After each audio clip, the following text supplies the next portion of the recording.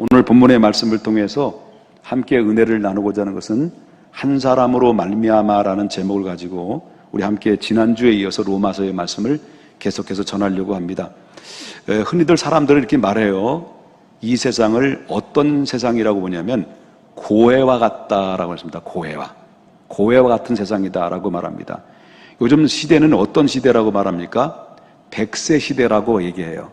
그래서 여러분 100세 시대를 살아가고 있는 이 시대 속에서 거기 히트곡들이 여러 곡들이 있지만은 100세 인생이라는 히트곡이 있어요. 100세 인생인데 60세 저 세상에서 날 데리러 오거든 아직은 젊어서 못 간다고 전하라. 그 다음에 70세 저 세상에서 날 데리러 오거든 할 일이 아직 남아 못 간다고 전해라. 80세의 저 세상에서 날 데리러 오거든 아직은 쓸만해서 못 간다고 전해라.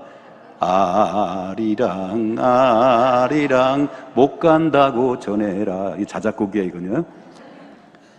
90세 저 세상에 날 데리러 오거든 알아서 갈 테니 재촉 말라 전해라.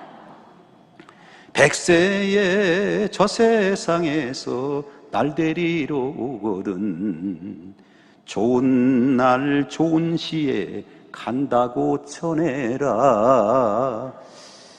이거 내가 안 되네. 한 편의 설교를 준비해서 이 노래를 제가 배우려고 오늘 부르려고 한 30분 들어봤는데 안 되네요. 여러분 이 노래 속에 담긴 내용이 뭔가라는 제가 메시지를 전하려고 하는 거예요. 이 노래 속에 담긴 내용이 어떤 내용이냐 할 때 요즘 이 시대를 100세 시대를 거뜬히 살 수 있는 시대다. 100세 이상 거뜬히 살 수 있는 시대를 우리가 살고 있다라고 이렇게 얘기한다. 어느 날 어떤 그 사람들은요 앞으로는 2020 한 몇 년이 지나면 사람이 영생할 수도 있다는 그런 얘기까지 나와요. 그 정도로 인간의 생명의 수가 상당히 많이 길어졌다라고 하는 것입니다. 그런데 문제는 바로 뭐냐면 100세 인생을 살면서 그냥 고통 없이 행복하게 잘 살 수만 있다면 얼마나 좋을까라는 겁니다. 근데 그 인생 그렇지 않잖아요. 오랫동안 살면 살수록 정말 기나긴 세월 동안 살면 살수록 정말 오래 산 만큼이나 그리고 또한 고통 속에 살다가 고통 속에 호적거리다가 인생을 마감하는 사람들이 얼마나 많이 있습니까? 그렇기 때문에 오래 살아서 고통 속에 산다고 한다면 그 고통은 그 오래 산 그 시간들은 행복한 삶이라기보다는 오히려 불행한 삶이라고 볼 수 있다는 거죠. 어떤 때는 암으로, 어떤 사람은 중풍으로, 어떤 사람은 또 치매로 이렇게 오랫동안 살아야 뭐합니까? 그렇잖아요? 이렇게 오랫동안 이렇게 질병과 여러 가지 어려움 속에서 고통 속에 시달리면서 오랜 세월 100년을 살고 200년을 사면 그 사람이 행복입니까? 불행입니까? 오히려 불행인 거예요. 고통인 거예요. 아픔인 거예요. 그렇기 때문에 그래서 이 야곱이라고 하는 사람이 바로를 만났어요. 바로가 당신의 나이가 몇이요? 라고 이렇게 물어봤더니 이 바로 앞에 섰던 야곱이 창세기 47장 9절에 뭐라고 말하냐면 그 중반절부터 뭐라고 나오죠? 우리의 조상의 나그네 길의 연조에 미치지 못하나 그 다음에 뭐라고 얘기해요? 험악한 세월을 보냈나이다. 자기의 인생을 우리 조상만큼 살지 못했지만 적지 않은 인생을 살아왔다는 거예요. 근데 적지 않은 인생을 살아왔지만 뒤돌아보면 과거부터 지금까지 살아온 내 인생을 뒤돌아보면 정리를 해보면 행복했던 날보다는 험악한 인생의 삶을 살아왔던 날들이 더 많이 있었다라고 이렇게 대답을 했다라고 하는 겁니다. 그만큼 우리의 인생이 정말로 짧은 인생을 살아도 아니면 또 100세의 인생을 살아도 그만큼 우리의 인생은 고난이 있고 그리고 고해와 같은 인생으로 살아가는 존재다라는 것을 이렇게 이야기할 수가 있다라고 하는 거죠. 그렇다면 아까도 금방 말씀드렸지만 짧은 인생을 살아도 100세 인생을 살아도 왜 오늘날 수많은 사람들이 인류의 많은 사람들이 정말로 이 험악한 인생의 삶을 살아가는 이유가 뭘까라고 하는 겁니다. 그 이유가 뭐냐라고 말할 때 그 이유에 대해서 많은 어떤 종교든 어떤 그런 학문이든 이 이유와 거기에 대답에 대해서는 바로 할 수가 없다라는 겁니다. 왜 이런 인생에 이렇게 짧은 인생을 살아도 긴 인생을 살아도 왜 인생을 이렇게 험악한 인생으로 우리 모든 인류가 그렇게 살아야 되는 이유와 목적이 무엇인가라는 거에 대해서 정확하게 답을 준 적이 없어요. 그런데 오늘 본문에 보면 저와 여러분이 함께 읽었던 말씀을 보게 되면 그 이유에 대해서 분명하고도 확고하게 그 답을 주고 있다라고 하는 것인데, 그러기 위해서 오늘 본문의 말씀을 들어가기 전에 먼저 우리가 생각할 수 있는 것은 바로 뭐냐면, 우리가 인류의 시조인 아담과 오늘 인류를 살아가는 우리와의 관계가 어떤 관계이며, 그 다음에 예수 그리스도와 우리와의 관계가 어떤 관계인가를 우리가 정확하게 알게 되면 왜 우리의 인생이 꼬이고 험난하고 험악한 인생을 살아가는 이유가 무엇인지를 알게 되고, 그 험악한 인생에서 빠져나갈 수 있는 돌파구가 무엇이고 진정한 행복한 길이 어디인가를 이 본문의 말씀을 여러 번 잘 듣다 보면 거기에서 해답을 얻을 수가 있다라고 하는 것이죠. 그렇다면 먼저 최초의 인간의 아담과 하와와 우리와의 관계, 또 예수 그리스도와 우리와의 관계를 알려고 할 때 첫 번째는 우리가 할 수 있는 것은 아담과 우리의 관계는 어떤 관계가 있는가라는 것을 한번 생각해 보자라고 하는 겁니다. 자, 보십시다. 자, 5장 12절을 한번 보겠습니다. 아담과 우리와의 관계는 어떤 관계인가 한번 보겠습니다. 5장 12절 다 같이 한번 읽어볼까요? 시작. 그러므로 한 사람으로 말미암아 죄가 세상에 들어오고 죄로 말미암아 사망이 들어왔나니 이와 같이 모든 사람이 죄를 지었으므로 사망이 모든 사람에게 이르렀느니라. 여기서 한 사람이라는 사람이 나옵니다. 한 사람은 누굴 얘기하냐면 하나님께서 인류의 최초의 인간을 만드신 아담을 얘기할 수 있는데, 아담 한 사람으로 말미암아 이 세상에 뭐가 들어왔냐면 죄가 들어왔다는 겁니다. 그 다음에 이 죄로 말미암아 뭐가 들어왔냐면 그 죄의 결과가 사망이 찾아왔다는 거예요. 그래서 이 모든 사람들이 이 죄로 인해서 죽게 됐고 죽은 다음에 심판을 받게 되는 이런 모든 험악한 인생을 살아가는 발자취를 남기는 이유가 뭐냐고 말한다면 그 채채 거슬러 올라가다 보면은 한 사람이 나온다는 겁니다.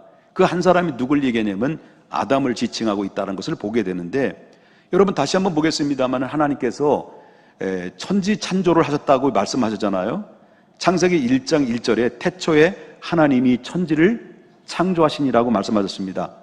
그리고 천지를 창조한 창조 속에 하나님께서 에덴 동산이라는 특별한 지역을 하나님이 선정을 하시고, 그 에덴 동산에는 정말 좋은 환경적인 요건이 최상의 환경을 만들어 놓고 그 다음에 하나님이 당신의 형상을 닮은 인간을 만들었어요. 당신의 형상을 닮은 인간을 만들어서 바로 흙에 그 코에 생기를 부어 넣어주심으로 말미암아 사람이 생명이 됐다라고 해서 그때 최초의 인간의 작품으로 만들어내는 그 인간의 이름을 뭐라고 지었냐면 아담이라고 이렇게 이름을 줬다라는 거예요.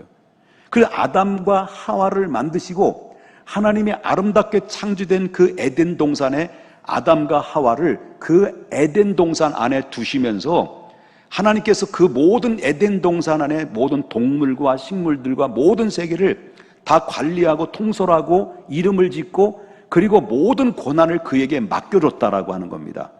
그런데 그 동산 안에 그들을 들여보내면서 하나님께서 아담과 하와에게 선포된 말씀이 바로 5가지의 축복의 말씀을 주셨는데, 그 5가지가 뭐라고 그랬습니까? 생육하고 번성하고 충만하고 정복하고 다스려라. 이런 권한을 하나님이 인간 아담과 하와에게 에덴 동산 안에 그를 넣었다는 거예요. 불어 넣었다는 거예요. 권한을 주셨다라고 하는 것입니다.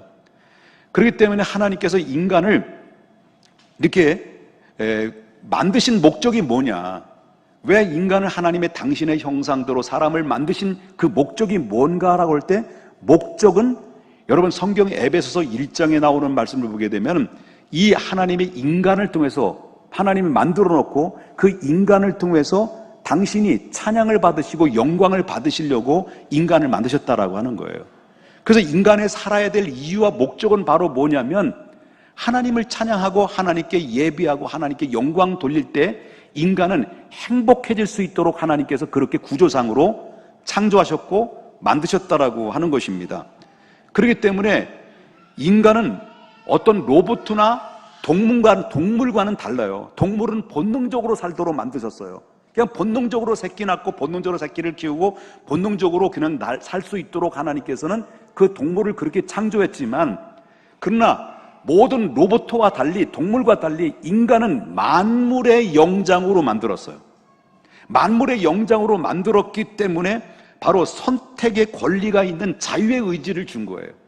자유의 의지를 줘서 자유의 의지의 인격체로 자원하는 마음을 가지고 하나님께 찬송하고 하나님께 예배를 드림으로 말미암아 그 하나님 앞에 자원하는 인격체로 하나님 앞에 올려드릴 때 하나님께서 그 영광을 받으시고 인간에게 또 생육하고 번성하고 충만하고 정복하고 다스릴 수 있는 모든 권한을 그렇게 하나님이 주셔서 하나님과 인간의 관계가 유기적인 관계를 잘 소통이 되어서 인간은 그렇게 행복해질 수 있도록 하나님께서 만드셨고, 그리고 다음 세대의 인류도 그렇게 목적을 가지고 창조했다라고 하는 것입니다. 그래서 아담에게 허락한 에덴 동산은, 그렇기 때문에 에덴 동산은 너무나도 아담과 하와가 살기 좋은 최적의 환경이었습니다. 최고의 환경에 그에게 주어졌다라고 하는 겁니다. 그래서 여러분 창세기 2장 7절과 8절에 그 환경에 대해서 이야기를 하고 있는데, 여호와 하나님이 땅의 흙으로 사람을 지으시고 생기를 그 코에 불어 넣으시니 사람이 뭐가 됐다는 거예요? 생명이 되니라.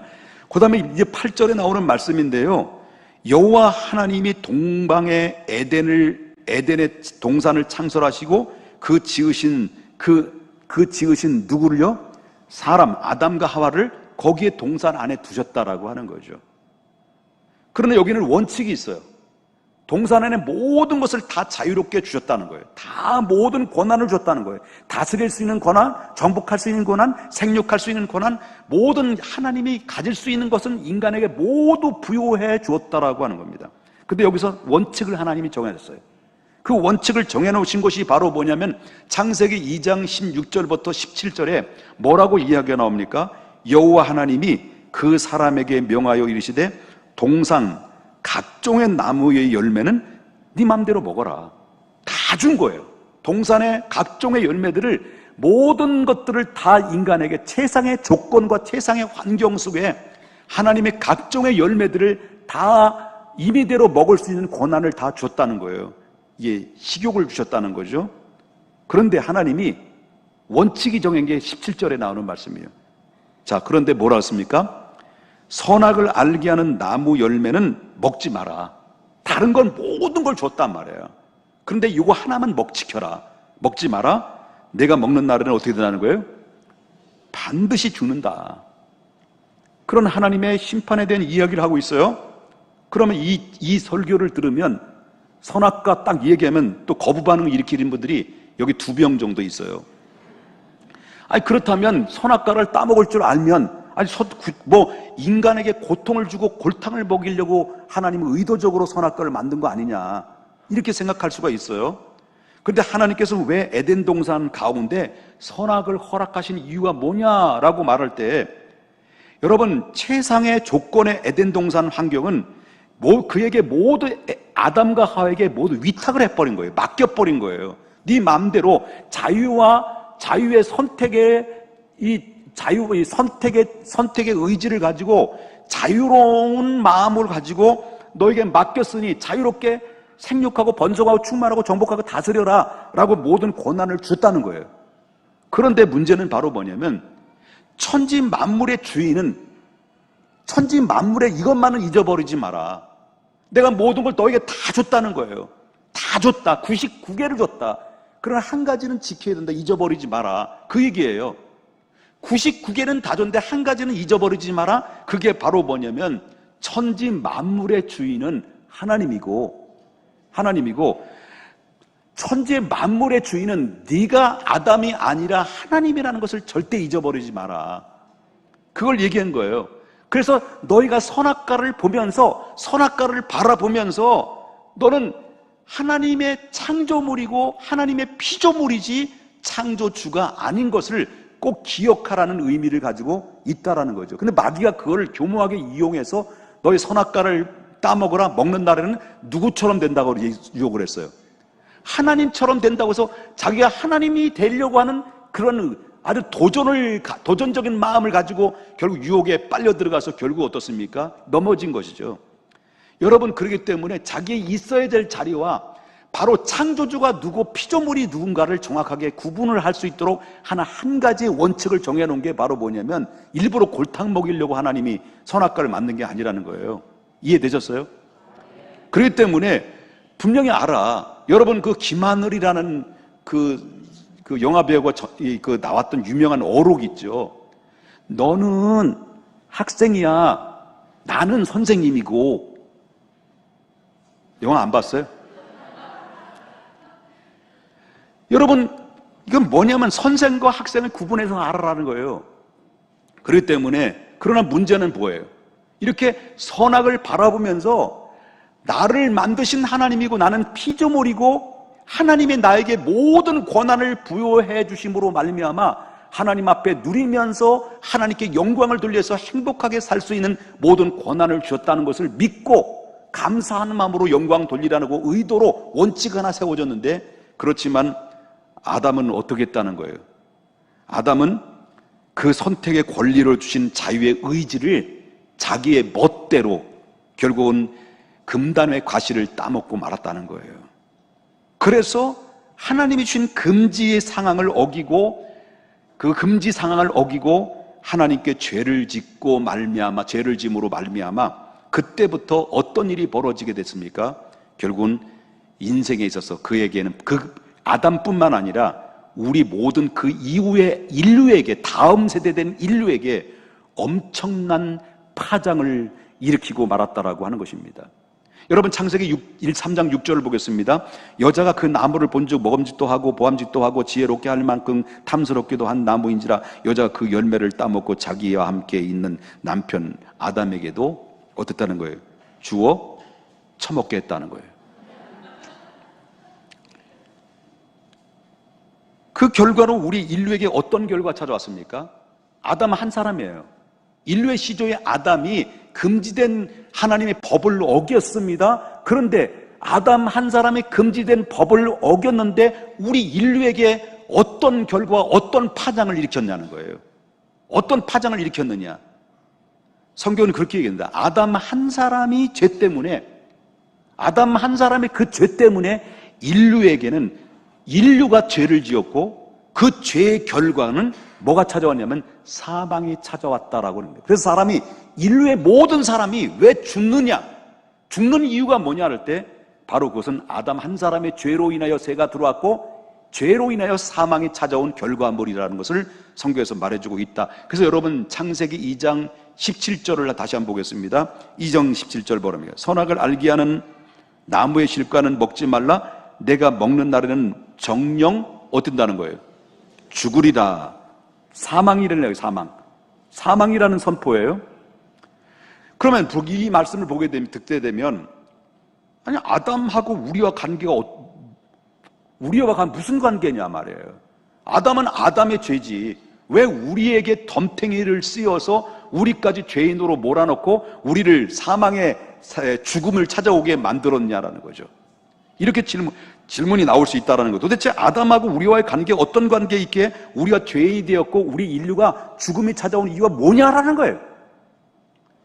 여러분, 이 아담 한 사람이 죄 때문에 온 인류의 사망이 임하게 된 것은 단순히 인류가 혈통적으로 아담의 후예가 됐기 때문에만이 아니다는 거예요.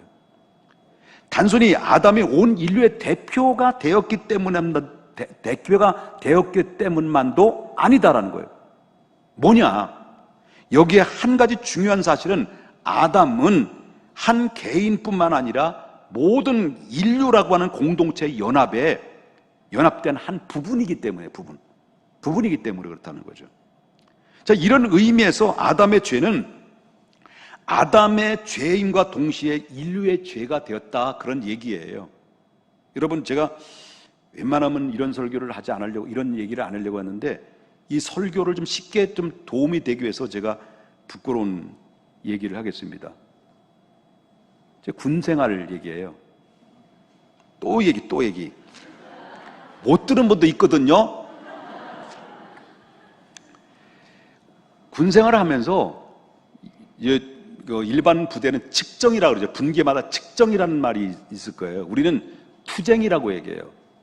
투쟁이라는데 분기마다 이제 뭐냐면 포상금이 나와요. 최우수대원은 우수팀은 거기에 5만 원이 나와요. 그때 당시 5만 원. 그리고 우수대원은 3만 원. 그다음에 준우수대원은 2만 원. 그런데 여기에 상이 걸려져 있어요. 근데 팀별로 투쟁이 벌어지는 거예요. 팀별로 투쟁이 벌어지는데 바로 그 팀장이 있고 반장이 있고 고참이 있고 중고참이 있고 막내가 있고 5인 1개조. 그래서 이 한 팀을 뭐라고 말하냐면 제1공작대, 제2공작대 이렇게 얘기해요.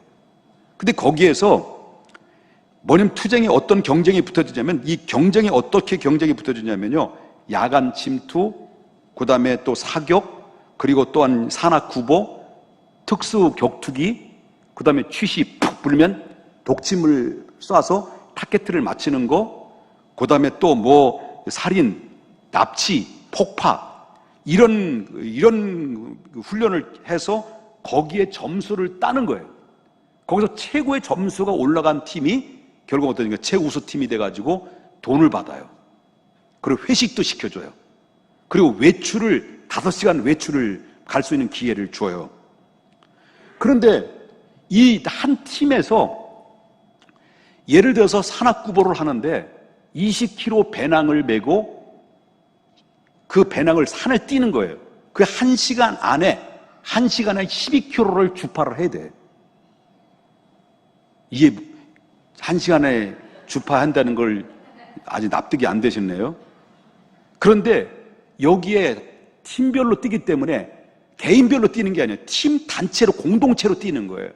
근데 여기에 뛰다가 5명 중에서 1명이 배낭 메고 뛰잖아. 20km 모래배낭. 뛰다 보면 낙오되는 거예요. 낙오되면 그래 안 되면 여기 못봉이라는 거예요. 못봉인데 요만한 애도 여기 조그만 이 못을 박아놓은 거예요.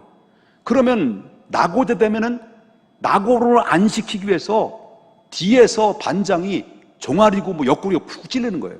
사정없이 찔러대는 거예요. 그러면 뛰는 거 어쩔 수 없이.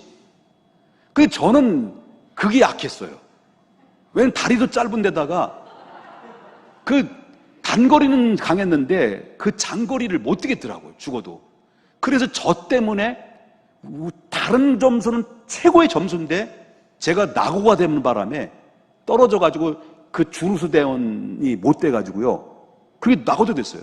그래가지고 거기에 한 사람의 공동체 속에서 한 사람이 낙오자가 되면 그 전체는 바로 뭐냐면 그만큼 영향을 받아서 완전히 무너지게 되는 그런 가운데 그렇게 되면 어떤 일이 되냐면 그때 별 소리를 다 듣는 거죠. 너 이 새끼 때문에 죄송합니다. 너 때문에 온 팀이 낙오자 됐어. 너 완전히 우수대원에서 끝났어 이 새끼야 하면서 그때는 동기고 뭐가 없어요. 원망의 소리가 한마디로 그 환경은 죽음이에요. 끝나고 나서 거기에 못 들어오면 또 가서 박박히고 얻어맞고 뭐 폭행은 뭐 이루 말할 수 없는 거죠. 이래다 설교 다 끝나겠네. 이게 막 동기들이 막 너 때문이야 이렇게 막 그러면서 이 공동체가 한 사람이 낙오되면 전체가 낙오가 되는 그런 책임이 있는 거예요. 여러분 이 정죄의 원리는요 성경에 나오는 원리와 똑같은 거예요. 여러분 여호수아가 이스라엘을 이끌고 아이성 전투로 나갔어요. 그 아이성 전투는요 여러분 여리고 성과는 전혀 비교할 수 없을 만큼 작은 성이에요. 군사력도 없는 자예요. 근데 이스라엘 백성들이 그 아이성 전투에서 참패를 했어요. 그 참패를 한 이유를 가만히 보니까 아간 한 사람이 전리품을 몰래 꼬부친 거예요. 숨겨놓은 거예요. 숨겨놓고 도둑질한 것 때문에 결국은 어떻습니까? 이스라엘 군사 36명이 그 자리에 죽었어요. 나중에 알고 보니까 무엇 때문에 그렇습니까? 그 당시에 하나님께서 그 아간의 죄를 그 아간의 죄를 뭘로 본 거냐면 그 한 사람의 죄를 이스라엘 민족의 죄로 본 거예요.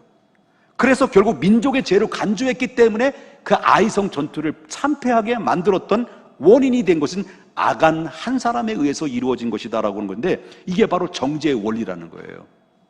여러분, 오늘날 공산주의를 만든 칼 막스나 레닌이라는 이런 사람들을 통해서 여러분, 우리가 오늘 모든 인류에게 엄청난 고통을 남겨줬잖아요. 여러분, 김일성이라는 사람이 김일성 주체 사상으로 말미암아 지금 북한에는 3대까지 저주를 받은 거예요. 여러분, 하나님을 잘 섬기지 못한 하나님을 범죄를 하게 되면 3, 4대까지 저주를 받게 된다는 말씀처럼, 여러분, 교회를 불살라버리고 목사들을 죽이고 그리고 김일성 주체 사상을 만들어냈던 이 북한을 보시죠. 3대, 4대까지 지금 저주를 받아서 북한에는 지금 식량도 없고 굶주려지고 있고 코로나 문제도 인해서 지금 엄청난 죽음이 임하고 있어요. 이게 바로 뭐냐면 한 사람에 의해서 이루어진 것이다라고 하는 것입니다. 여러분, 구약의 성경에 보면 아방 한 사람의 잘못된 삶으로 말미암아 이스라엘에 3년 6개월 동안 비가 오지 않았어요. 애굽의 바로 왕이 한 사람으로 말미암아 이스라엘 백성들이 430년 동안 종살이를 했어요. 여러분, 이 모든 역사만 봐도라도 여러분이 이 대표성이라는 것은 절대로 무시할 수가 없다라고 하는 것을 이야기하고 있다라고 하는 것이 마찬가지입니다. 우리 인류의 대표인 아담 한 사람 때문에 깨끗하고 아름다운 이 세상에 뭐가 수입이 들어왔어요? 죄가 수입이 들어온 거예요.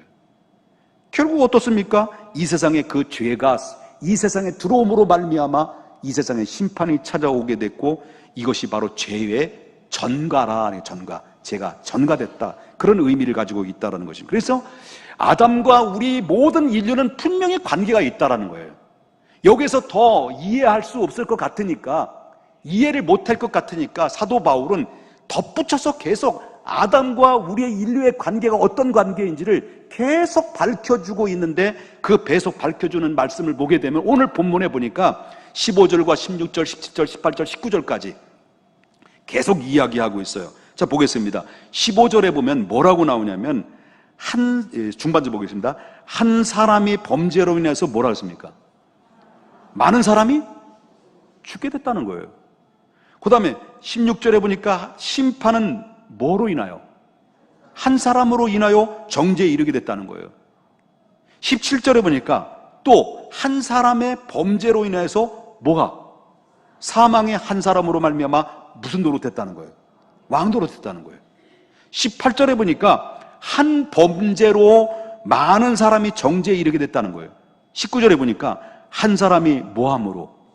순종치 아니함으로 많은 사람이 죄인 됐다. 그러면 여기서 사도 바울이 말하고 있는 것은 인류의 시조인 아담과 그 후계인 인류는 관계성이 있다는 겁니까? 있다는 겁니까?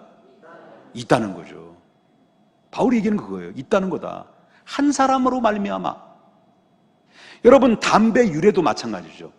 여러분, 담배도 마찬가지로 한 사람의 담배를 수입함으로 말미암아 인류에게 엄청난 폐암으로 죽어나가자 빠진 거예요. 여러분, 한 사람이 전염병, 코로나 한 사람으로 말미암아 전 세계 지금 들썩들썩 하잖아요. 지금 코로나로 말미암아 코를 다 덮고 지금 다 예배를 드리고 있는 상황이잖아. 지금 한 사람이 시작된 거예요. 여러분, 한 사람의 아편의 밀수로 말미암아 이 지구촌에 살고 있는 사람들의 많은 사람들이 정신적으로 피폐된 삶을 살아가는, 육체적으로 피폐된 삶을 살아가는 사람이 얼마나 많이 있냐는 거예요. 그렇기 때문에 한 사람의 영향력이라고 하는 것은 얼마나 대단히 큰가, 이걸 얘기하고 있는데, 분명히 성경에 말하기는 아담의 죄는 인류의 죄다. 아담의 죄로 말미암아 인류가 죄가 들어왔고, 그 죄의 결과는 모든 인류는 예외 없이 다 죽음을 차지한, 지금 행복하다고요, 지금 돈 많다고요, 건강하다고요. 그러나 죽음은 누구도 피할 수 없는 분명한 사실이라는 것을 보게 되는데, 그 죽음의 원인은 뭐냐 할 때 인류의 시조인 아담이 출발이 결국 죄로 인해서 얻어진 결과물이다 라고 하는 사실을 믿으시면 한번 아멘 하십시다. 자, 그 한 사람 때문에 그 한 사람 때문에 모든 사람이 죄인 된 결과가 뭐냐는 거예요. 그 결과가 뭡니까? 그 한 사람의 범죄는 모든 사람에게 뭐가 온 거예요? 사망이 찾아온 거예요.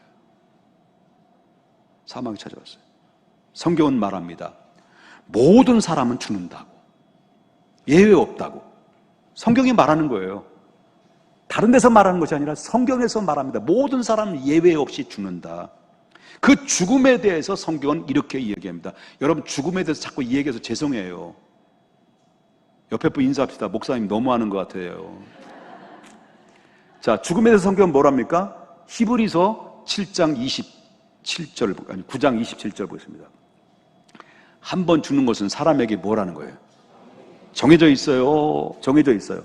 정해져 있습니다. 여기서 이 죽음으로부터 자유로울 수 있습니까? 자유로울 수 없는 거예요. 근데 그 죽음으로써 끝난다고 한다면 얼마나 좋겠습니까? 얼마나 다행스러웁니까? 그런데 성경 그렇게 이야기했잖아요. 죽음 이후에 뭐가 있다는 거예요? 심판이 따른다는 거죠. 우리는 아담의 후손입니다. 여러분, 거절할 수 없는 거예요. 누구도 예외 없이 이 아담의 후손이라는 것을 누가 부인할 수 있겠습니까? 여러분, 따로 동떨어져서 여러분 하늘에서 떨어졌습니까? 아니잖아요. 부모로부터 태어났잖아요. 우리는 아담의 후예들이에요. 그리고 우리는 죄인의 후손이라는 거예요. 후손. 죽음은 한 사람도 빠짐없이 평등하게 나눠지는 거예요. 죽음은 누구도 예외 없어요. 평등하게 나눠지는 재산이에요. 죽음은. 이게 재산이긴 재산인데 어떤 재산이에요? 불행한 재산이죠. 그러면 이 죽음이 무엇 때문에 온 거냐는 거예요. 죽음이 무엇 때문에 온 거냐? 죽음의 원인이 뭐냐? 이걸 우리가 분명히 알아야만이 희망이 보여요. 이걸 분명히 여러분과 이해를 해야만이 거기에 인생의 답이 보이는 거예요. 죽음이 왜, 무엇 때문에 왔느냐라고 할 때 그것은 인간이 태어난 후에 갓난 아기가 태어나서부터 이제 또 돌이 지나면 엄마보다 그 막 욕심, 내 거야! 네 거야! 하면 막 뺏어가지고 그렇게 해서 죄를 짓고 남의 거 훔치고 이런 것을 죄로 생각하는데 그건 죄는 아닙니다. 그런 죄를 얘기하는 게 아닙니다. 그것이 바로 뭐냐면 죽음은 아담의 죄로 인하여 초래된 것이에요.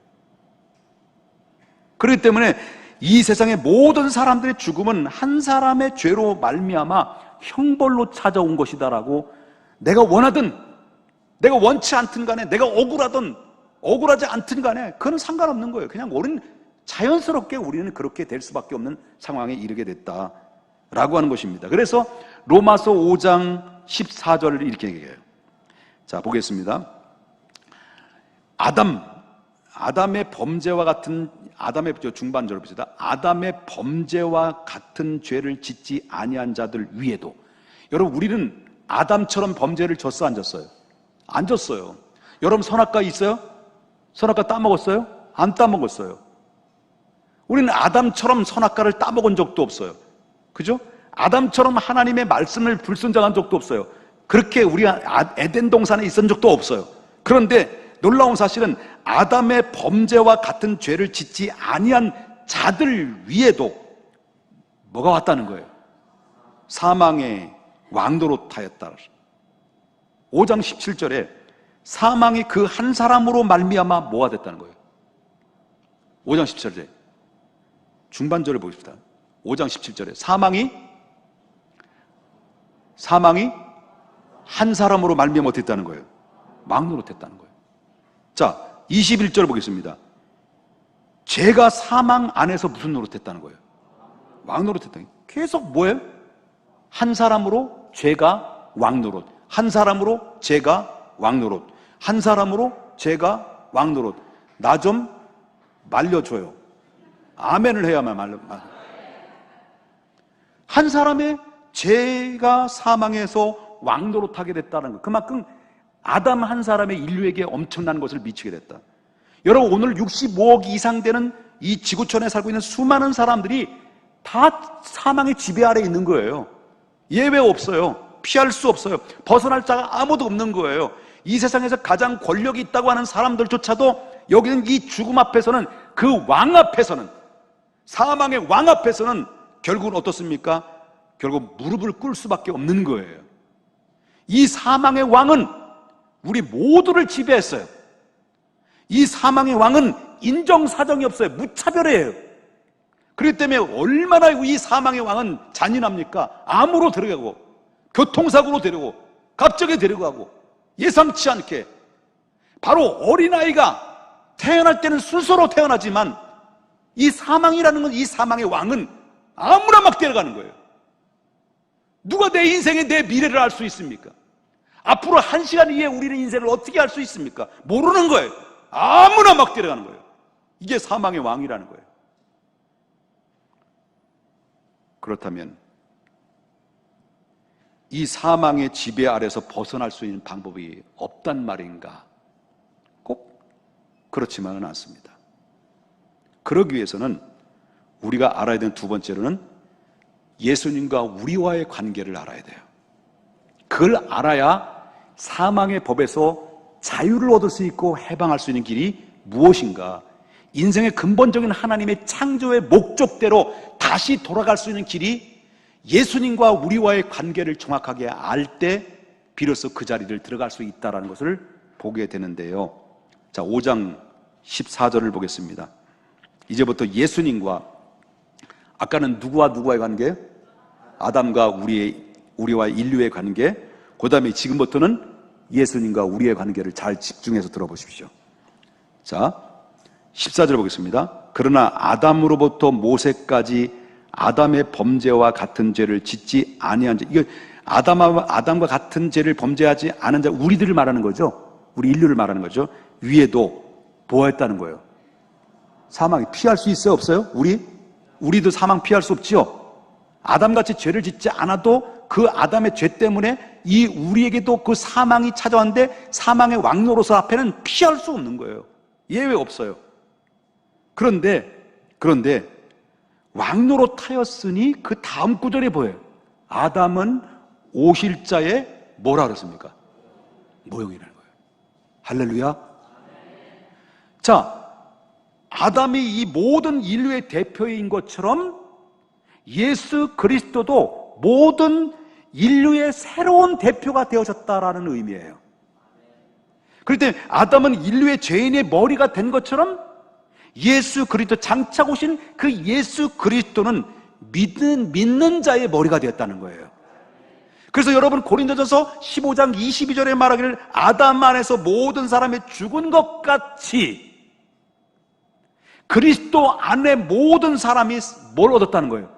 삶을 얻었느니라. 인류의 치조인 아담이 우리 인간에게 불행을 남겨줬습니다. 죄를 남겨줬습니다. 사망을 남겼습니다. 사망의 왕노릇을 했습니다. 하나님이 그것을 아시고 불쌍히 여기시고 긍휼히 여겨주셔서 이 사망의 음침한 골짜기로 갈 수밖에 없는 그 인류를 구원하기 위해서 하나님의 새로운 하나님의 약속과 언약을 주신 것은 아브라함에게 장차 너의 후손으로 오를 그 예수 그리스도를 통해서 사망에서 생명으로 옮길 그 예수가 올 것이다라는 약속대로 그분이 오셔서 아담은 인류의 죄의 머리가 되었다고 한다면 예수 그리스도는 바로 믿는 자의 머리가 되어 주셨다라고 하는 이 사실을 바로 예수 그리스도를 통해서 이 땅에 오심으로 말미암아 하나님이 아브라함을 통해서 계획하신 그 약속의 언약을 성취했다라고 하는 거예요. 그래서 여러분, 고린도전서 15장 22절에 아까도 금방 얘기했지, 다시 한번 보겠습니다. 아담 안에서 모든 사람이 죽은 것 같이 그리스도 안의 모든 사람이 뭘 얻었다? 새로운 삶을 얻었다. 할렐루야. 그래서 예수는 제2의 아담이라는 거예요. 제2의 아담. 이거 이해해야 돼요. 정말 이해하고 들어가야 돼요. 그래야 하나님의 은혜가 보입니다. 하나님의 찬란한 영적인 세계가 보입니다. 그래서 여러분, 로마서 5장 18절에 말씀하시기를 뭐라고 말했습니까? 그런즉 한 범죄로, 그 범죄한 인간이 누구예요? 아담이죠. 한 범죄로 많은 사람이 누구예요? 모든 인류예요. 한 범죄로 많은 사람이 정죄에 이른 것 같이 뭐예요? 의의 한 행동으로 말미암아 많은 사람이 의롭다 하심을 받아서 어디에 이르게 됐다는 거예요? 생명에 이르게 됐다. 여러분, 여기서 의의 한 행동이 누구예요? 의의 한 행동을 하신 분이 누구예요? 예수 그리스도. 그 의의 행동이, 그 행동하신 그 행동을 어떤 행동을 하셨어요? 그 십자가예요. 십자가예요. 이해되셨습니까? 그렇기 때문에 아담의 범죄로 모든 인류가 정죄함을 받았다라고 한다면 예수 그리스도의 의의 한 행동으로 말미암아 모든 인류에게 뭘 줬다는 거예요? 생명을 주셨다는 거예요. 생명을 주셨다는 거예요. 그래서 여러분 5장 19절에 말하기를 뭐라고 말합니까? 한 사람의 순종치 아니함으로 많은 사람이 죄인 된 것 같이 한 사람이 어떻게 했기 때문에 순종하심으로 말미암아 많은 사람이 의인 됐다. 여러분, 하나님께서 인간이 아담의 죄를 졌음으로 말미암아 그래 너 죽어 마땅히 죽어 마땅한 죄인이야, 하나님께서 그렇게 공의적 심판을 통해서 하나님이 이 심판을 걷어들이지 않았다고 한다면 우리는 살아남을 도리가 없는데, 하나님께서 그것을 바로 이 심판을 걷어들이고 인간을 구원할 방법을 찾은 것이 바로 뭐냐면 하나님이 독생하신 예수님을 이 땅에 보내시는 것이었어요. 그 보내셔서 바로 예수님은 그 아버지의 뜻을 순종하기 위해서 사람의 몸을 입고 이 땅에 내려오셔서 기꺼이 사람을, 예수님이 십자가에 누굴 죽인다고 해서 예수님 주는 분이 아니에요. 그 십자가는 스스로 걸어가신 거예요. 십자가는 하나님께 순종하기 위해서 인류를 구원하고 하나님의 심판을 철회하기 위한, 그리고 인류를 구원하기 위한 하나님이 거룩하신 뜻에 순종하기 위해서 당신이 스스로 십자가를 올라가신 거예요. 올라가신 거예요. 예수님도 인간으로 오셨기 때문에 십자가를 지는 걸 두려워했지요. 겟세마네 동산에서 아버지 이 쓴 잔을 피하게 해주십시오. 쓴 잔이 뭐예요? 십자가 아니에요. 안 지면 안 됩니까? 하나님은 예수님의 간절한 그 두려움과 공포 속에서 밤이슬이 맞도록 자신과의 싸우시면서 하나님, 이 쓴 잔은 십자가를 안 지면 안 됩니까? 피할 길이 없습니까? 라고 예수님은 인성적인 기도를 해요. 근데 하나님은 아무런 대답을 하지 않아요. 그럴 때 예수님이 하시는 기도가 뭐예요? 아버지, 나의 원대로 마옵시고 아버지의 원대로 되길 원합니다. 이게 순종이에요. 인간을 향한 심판을 철회하시고 그리고 대신 하나님이 구원하고자 하는 하나님의 뜻에 예수님은 순종하시고 십자가에 올라가시고 대속에 피 흘려 죽으셨기 때문에, 그러므로 말미암아 저와 여러분이 의인이 됐고 그리고 생명을 얻게 된 거예요. 아담과 예수 그리스도는 얼마나 대조적이에요. 얼마나 대조적이에요. 아담은 우리의 죄인으로 만들었지만 예수님은 우리를 의인으로 만들어줬어요. 우리는 이 사실에 분명히 의심하지 말고 믿어야 됩니다. 이것은 공식입니다. 그렇기 때문에 우리는 아담 안에서 죄를 지었기 때문에 이제는 예수 안에서는 의인이 됐어요. 아담 안에서 죽었는데 이제는 바로 예수 안에서 다시 사는 자가 됐어요. 그래서 이 사실을 우리는 반드시 믿으셔야 됩니다. 믿으셔야 됩니다. 우리가 하나님의 자녀가 됐다는 것은 아담 안에서 예수님 안으로 옮겨졌다는 거예요. 이제는 아담에서부터 구속당했던 우리였습니다. 죄로 말미암아 붙잡혔습니다. 그래서 심판을 받아서 죄로 말미암아 죽을 수밖에 없는 죄인이었습니다. 그런데 이 아담 안에 있었던 우리가 이젠 예수 그리스도로 옮겨짐으로 말미암아 죄와 사망의 법에서 우리를 자유케 하셨다라고 하는 것입니다. 아담 안에 있으면 계속해서 죄인으로 살게 되지만 저와 여러분이 예수 안에 있으면 우리는 더 이상 죄인이 아닌 것입니다. 설령 내가 죄를 지었다 할지라도 의인의 신분으로 잘못을 하는 것이지 죄인의 신분으로 저지르는 것은 아니다라는 거죠. 왜냐하면 예수님께 순종이 곧 우리의 순종이기 때문에 그렇습니다. 우리가 아담 안에 있을 때는 죽음이 우리를 지배했었어요. 그러나 이제는 저와 여러분이 예수님 안에 있는 이상은 죽음이 아닌 생명의 지배가 된다는 거예요. 그래서 여러분 고린도전서 15장 55절에 나오는 말씀이 무엇입니까? 사망아, 너의 이기는 것이 어디 있느냐? 사망아, 너의 쏘는 것이 어디 있느냐? 사망을 쏘는 것은 뭐예요? 죄요. 죄의 권능은 뭐예요? 율법이에요. 그러나 우리 주 예수 그리스도로 말미암아 우리가 이김을 주시는 하나님께 감사하라. 박수합니다. 박수.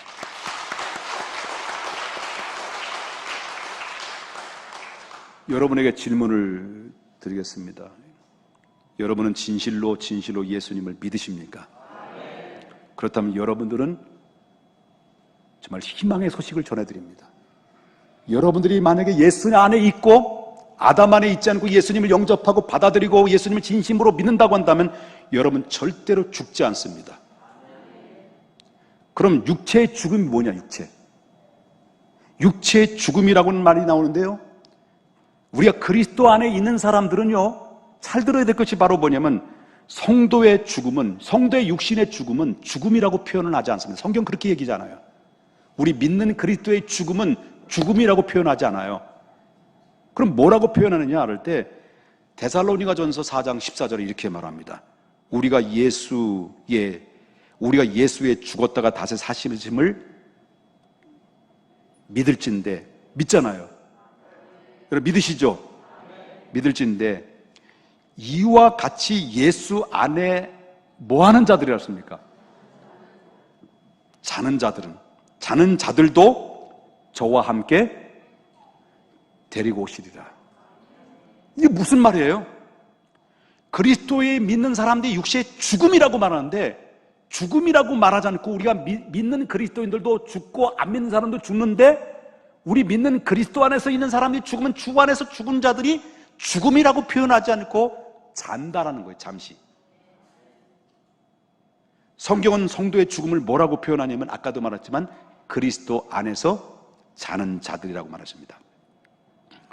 여러분, 우리가 육신의 생명을 떠나는 것은 그 죽음이 성도의 죽음을 얘기합니다. 자는 사람을 얘기합니다.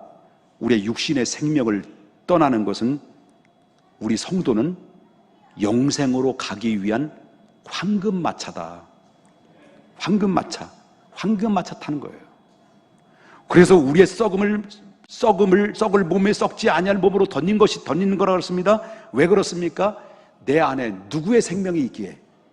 예수 안에. 예수 안에 생명이 있네. 주님이 빛이 되시네. 예수 안에 생명이 있네. 주님이 빛이 되시네. 그러므로 아무도 우리에게 이 영원한 생명을 빼앗지 못한다는 거예요. 주님은 여러분에게 분명히 약속합니다. 주님은 여러분들에게 분명히 약속하십니다. 주님은 여러분들에게 분명히 약속하십니다. 뭐라고 약속하시느냐? 요한복음 10장 10절에 말하기를 도적이 오는 것은 도둑질하고 죽이고 멸망시키려는 것뿐이요 내가 온 것은 양으로 생명을 얻고 더 풍성히 얻게 하렵니다. 요한복음 10장 28절이 너무너무 중요한 거예요.